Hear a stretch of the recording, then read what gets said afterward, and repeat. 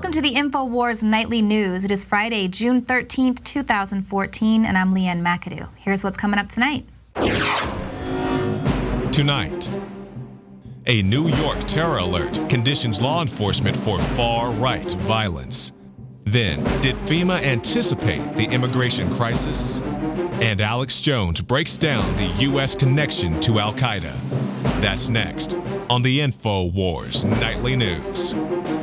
All right, ladies and gentlemen, I said that I had a big announcement, and it's this. Obama is now the head globally of Al-Qaeda.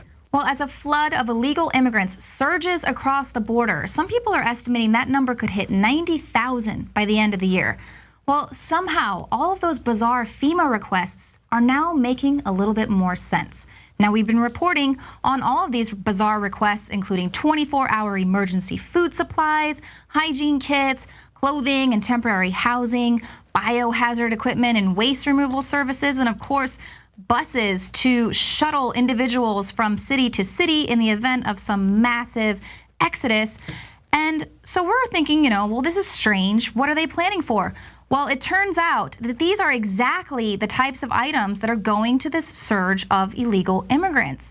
Now, before Big Sis left her perch as head of the DHS, she left a rather ominous warning about a coming natural disaster to the U.S. like none other the country has ever seen.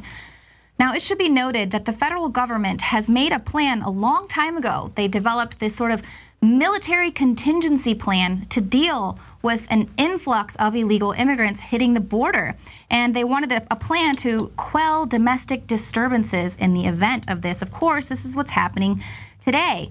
It was called Operation Garden Plot, and it lists indicators of potential violence. And check these out. High unemployment and crime rates among minority groups, protests arising from income disparity among minority and majority groups, migrations of large numbers of minority groups, and protests by minority groups over conditions such as wages, jobs, housing, and police brutality. Now, of course, doesn't that sound exactly like everything that's been going on recently? Obviously, it's very obvious to see that we've got this huge flow of migration of people across the border, all these illegal aliens coming. We're told to just turn away. But of course, we're seeing a ton of protests for amnesty and wages. And who do they think are going to replenish the ranks for all of these protests? They've got a full army now, 90,000 people by the end of the year, people that are going to be fighting over the bad wages these corporations think they're going to be paying all of these people when they get them here. These people are already complaining about cold eggs. You think they're really going to sit quietly while you think you're going to pay them pennies on the dollar? Now, part of this Operation Garden Plot includes Rex 84. It's a framework that outlined a plan for restoration of order, also known as martial law. Now, this plan was partly revealed during the Iran-Contra scandal.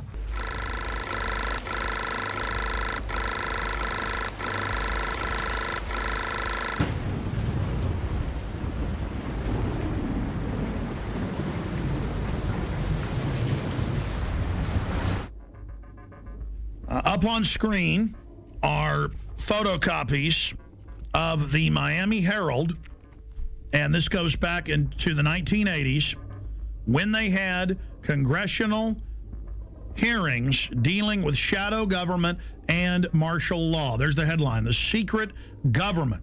And it talks about secret summits, a plan to take over the government. And it shows the people that were in charge of the continuity of government, Dick Cheney and others. And then we have a congressional hearing where we have Congressman Jack Brooks and others during Iran-Contra bringing up the secret plans, and they're told by Congressman Inouye that can't be discussed. It's a national security issue. So here we're thinking, this is just a premeditated plan to flood the country with voters who are going to vote for bigger government. But it's more than that. It's deeper than that. This is exactly what they've been planning for since probably before 1984. This immigrant inflow emergency will be used to institute martial law. Their plan is right there. It's spelled out. All of the potential violence indicators, they're checked off. And FEMA anticipated this crisis. What more proof do you need? It's right there in front of you that this was a premeditated crisis. Now, people have, of course, been making the trek, across the border forever, since there was a border, of course. But why so many people now? How are so many unaccompanied minor aliens making the trek from Central America through a virtual gang war zone to cross the border here seemingly so easily? Like, why so many now? And I'm not the only one that's wondering this. Ex-border agents agree. This is premeditated.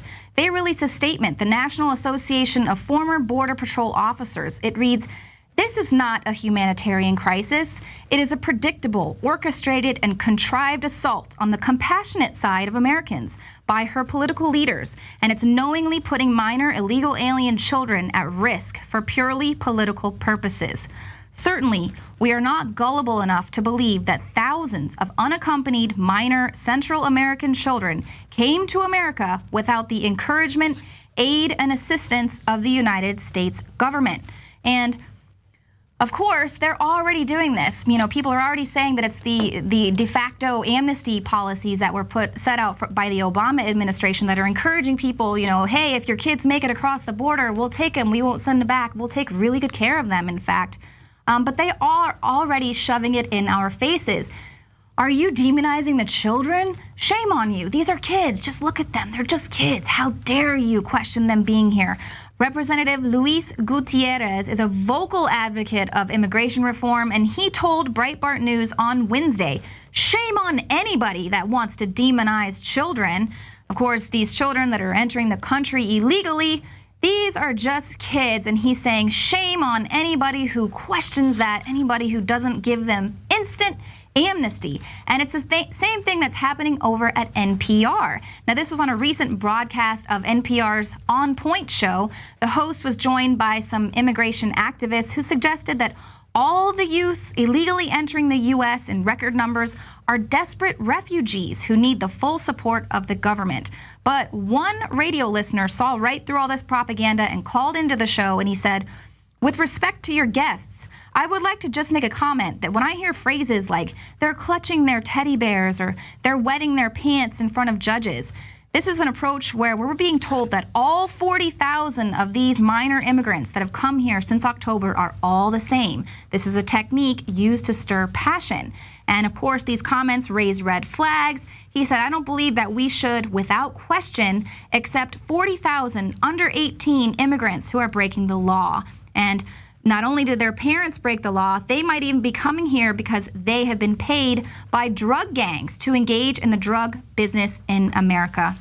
And that's the truth. I mean, we already have Mexican drug cartels. They can be found in more than 2,000 of our U.S. cities. I'm working on a report that'll be coming out next week where a 14-year-old boy admits being abducted by the Sinaloa drug cartel when he was 11 years old, and he was forced to participate in at least 4 beheadings by the time he was 14 years old. So we have no idea who these children are. And that's not just coming from me. Arizona Governor Jan Brewer, who, as you know, a lot of these illegal immigrants are being shipped to Arizona, she's concerned as well that MS-13 gang members could be coming in with these kids.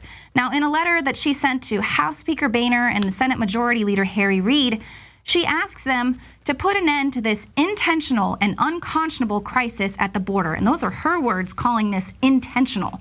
Now, she points out that by the Obama administration's own estimation, 250,000 alien minors are expected to cross through the Rio Grande sector by the end of next year. Now, she says MS-13, one of the world's most notorious international gangs, has strong ties to several of the Central American countries where these aliens are arriving. Now, the administration's refusal to properly verify that violent criminals are not among those entering the U.S. shows an alarming lack of concern for our homeland's security. And that is absolutely what border agents have told INFOWARS exclusively as well. They say they are overwhelmed, there's no way they can patrol the borders, and that the worst of the worst criminals are slipping through the cracks.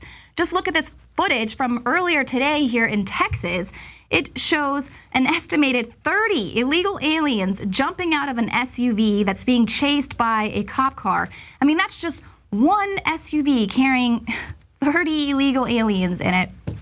absolute lawlessness, but we're being asked to look away.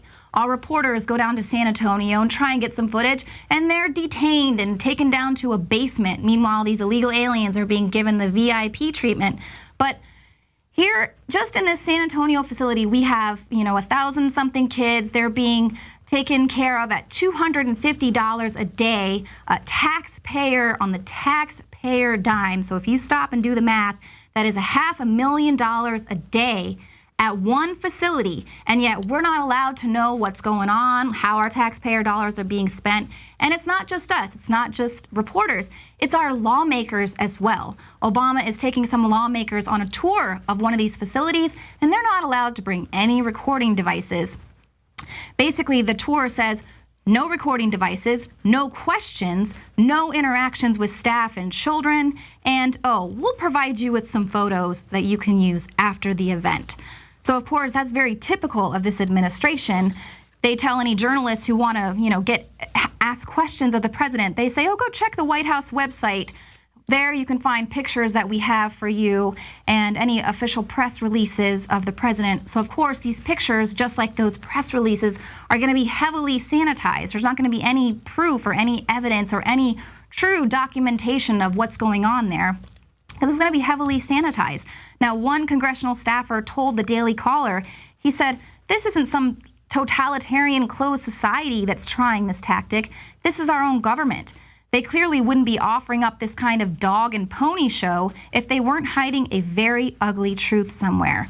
Now, he is exactly right about that, except he's wrong about this not being a totalitarian society.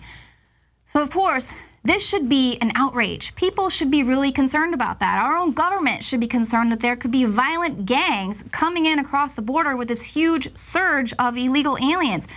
But that's not what they're concerned about. I mean, they're not concerned about them. They are all pro-government. They're worried about the anti-government people, the people who have a question about what the administration's doing with all these illegal aliens or how they're going to be spending our taxpayer dollars. If you have questions like this, well, you're just anti-government and you are the terrorists. You are the real threat. And of course, this is the civil unrest they've been preparing for, that we've been telling you about, why the police are being militarized. Now, this is Washington Times today. Pentagon studying protesters to prep for mass civil breakdown. They are studying how social movement mobilizes, what starts it in the first place, and their aim is to find when is the tipping point of civil uprisings. So they want to know where exactly the protests turn violent, and basically how far can they go, how much can they push us, and at what point will people, when will they have enough? So obviously they're studying social media and Twitter. They're following protesters and activists. Anyone who questions anyone who is anti-government, right? It's not the illegal aliens who don't really care about this country and what we stand for.